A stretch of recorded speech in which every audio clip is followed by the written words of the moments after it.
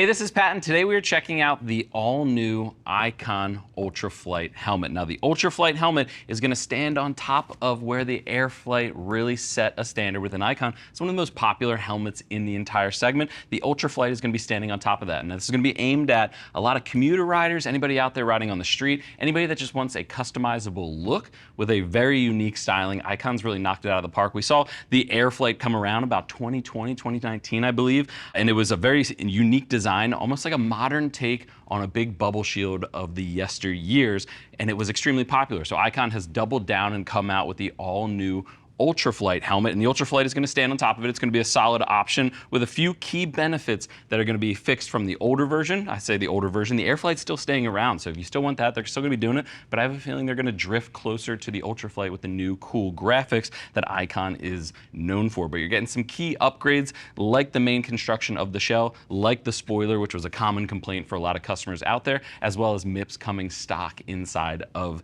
the helmet. So keep that in mind if you are comparing them. The Airflite's going to stay around. The Ultraflite is going to be a step up if you want some more premium options with a couple more bucks added into the cost, because it's coming in around the $350 price point.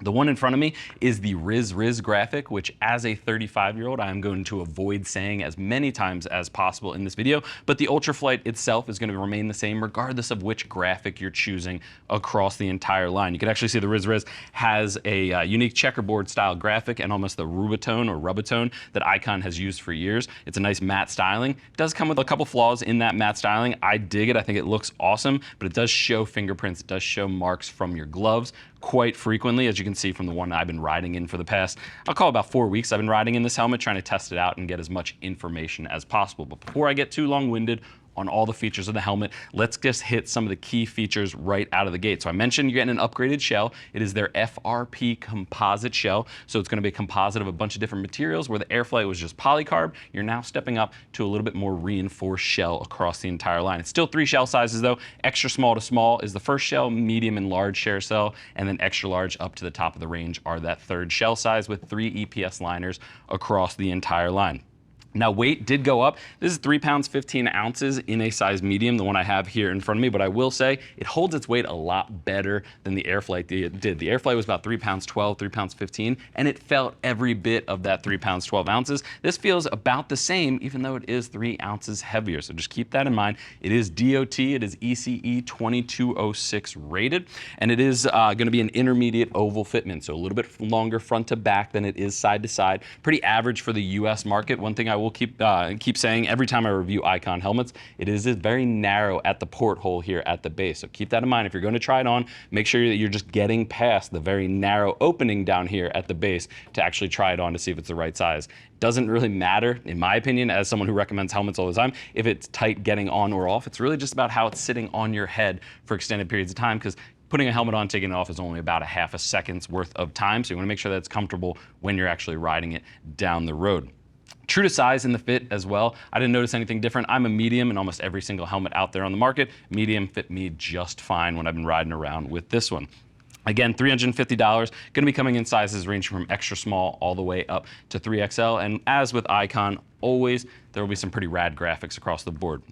So let's start looking at the helmet, really break it down. A lot of similarities. Honestly, the DNA from the Airflite holds true with the Ultraflite. When you come to the front of the helmet, pretty much to the halfway point, they're going to be very similar constructions. It is a different mold. It is a different shell entirely. They've updated the vents at the top. They're still about the same intakes, but a little bit larger areas to grab at the front. You also get an entirely new shield, which I'll talk about in a second, but one thing I just want to call out is underneath of that entrance is going to be a full vent that you can activate inside. You can open and close it from the inside with a toggle button in there, and it passes through the shield.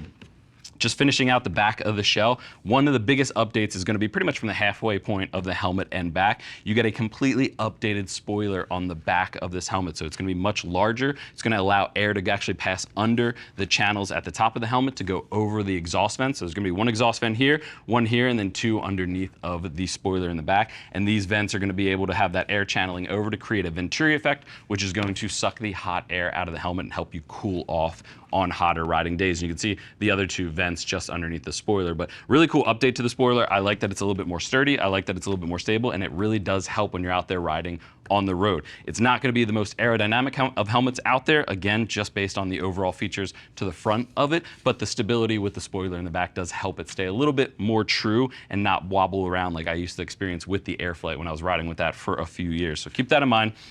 Still a big channel cutout at the back of the neck just to make it a little bit more comfortable if you are riding more of a sport bike oriented position. But one thing I want to call out with the shell before we move on to the face shield, you can see the little cutaways at the side. That's going to be for Icon's Helm Link. We saw them introduce that about 2 or 3 years ago. That's going to be a Senna powered Bluetooth system that you can install. It is sold separately, but you can install that in the helmet, and it actually just replaces these pods on each side to give you buttons to access it, and then a battery location in the back of the helmet as well. So we do have a video out there on the Helm Link if you want to check it out, if you want to go see what's in there, but install is pretty easy. Just a couple of screws once you take off the plates on the side. Doesn't mean you can't run a universal Bluetooth system out there. I did test this up with my Cardo Pack Talk. The one thing I will say is just with the shell on the bottom side of it, on the ridge, it's a little bit thicker, and we saw that with the Airflite originally, so I'm surprised that Icon did not fix it with this. So I wouldn't really go with a clamp style mount. You could fit one in there, but an adhesive mount along the sides would probably be the best bet to go ahead and just secure it on there. Then you can swap it from side to side. It's gonna have 45mm speaker pockets on the inside, designed for the Helm Link, but you can easily fit 45 JBLs or Harman Kardon speakers in there if you want. You also do get a little bit of activation with the spoiler at the back, that it does pull forward and pull back to open and close the vents at the rear if you want to turn it off. Pretty neat feature within Icon's lineup. I like seeing brands kind of innovate and go for a little bit more when they're comparing to an older version that's been around for a few years. I think that's a key update for Icon as an active spoiler. Let's move on to the shield. The shield is the most notable portion of the Ultraflite. It was the most notable with the Airflite as well. This is an all-new shield from Icon. It does have a little plate down at the base. It does come with a dark smoke as well as a clear shield in the box. I actually have the clear shield over here, so I'll bring it up and show you. It is Pinlock ready on the clear shield. The Pinlock insert is sold separately, but each of the helmets will come with a clear and dark smoke. Just keep in mind the dark smoke is not Pinlock ready. So if you are purchasing a Pinlock insert, you're gonna wanna add it to the clear, or just pick up a dark smoke Pinlock ready shield, which I'm sure Icon will have available later on.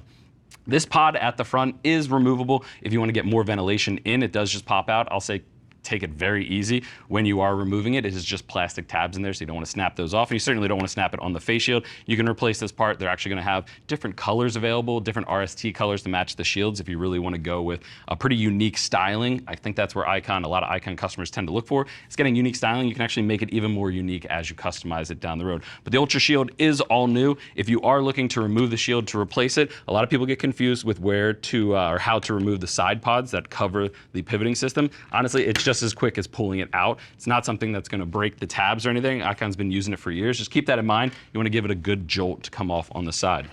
One last thing before we switch into the interior to note is you do get a drop down dark smoke shield on the interior if you want to run it. I know I ride into the sun on every day basis, whether I'm coming to the office or going home. So I like having a dark smoke on dark smoke, just riding directly into the sun. One thing I'll call out, it's 85mm long, which is fantastic. That's one of the longest dark smoke shields we've seen out there on the market. Love seeing Icon do that just because it helps stop as much sunlight coming through to your face as you possibly could need, and especially with that little nose guard in there, the breath guard, that'll help keep as much wind off of your face if you want it that way, or you can lift it up and get a little bit of a cool breeze coming through on the shield. So keep that in mind. One thing I will say is, again, with the design, it is a little bit flawed in of the original concept. It does block a little bit of air going through that front shield, but if you remove it, you'll get a little bit more coming through to your face and help cool off the interior of your helmet when you really need it on those hot commuting days.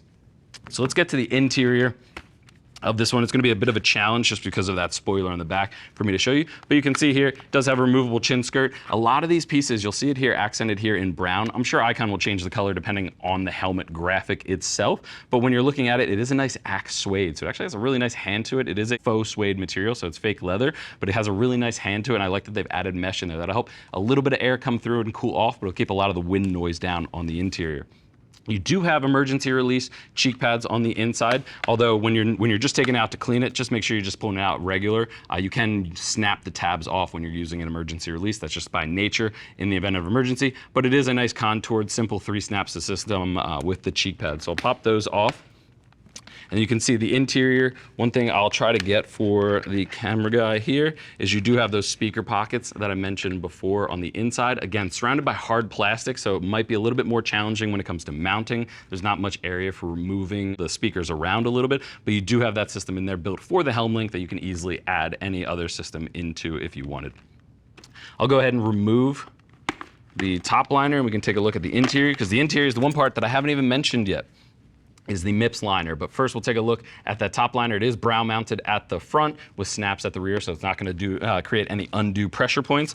But there you have the interior. You have that Mips multi-directional impact system on the interior that's going to help mitigate any rotational forces, something that a lot of brands have been using in the past few years. We've even seen Icon. I don't think I need to really explain to you why Mips is a great thing, but if you're not aware, it is something that gives you a little bit of slip rotation in there just to help the brain and the head naturally absorb a little bit of the impact forces during the event of an accident, something a lot of brands are switching to because we're realizing the key benefits that it does offer. Now, one of the downsides to Mips is it does hinder a little bit of the ventilation inside the helmet. You kind of trade that off for a little bit of the safety, but it does have decent channels underneath of that Mips system just to help move that hot air from the front of the helmet to the back and exiting out of the back of the helmet.